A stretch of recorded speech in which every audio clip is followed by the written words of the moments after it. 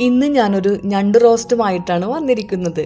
അതിനായിട്ട് ചട്ടിയിൽ വെളിച്ചെണ്ണ ഒഴിച്ച് ചൂടായതിനു ശേഷം ഇഞ്ചി, പച്ചമുളക്, വെളുത്തുള്ളി, കുറച്ച് സവാള അരിഞ്ഞത് ഇവയൊക്കെ ഇട്ടിട്ട് നല്ലോണം അങ്ങോട്ട് വഴറ്റിയെടുക്കുക.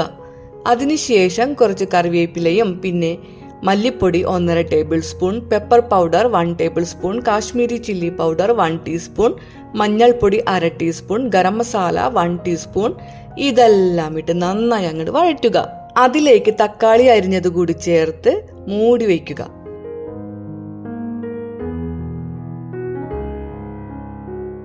ഇനി ഉപ്പിട്ടതിനു ശേഷം കഴുകി വൃത്തിയാക്കിയ ഞണ്ടിടുക. നന്നായി ഇളക്കിയതിനു ശേഷം കുറച്ച് വെള്ളവും ചേർത്ത് മൂടി വെച്ച് വേവിക്കുക.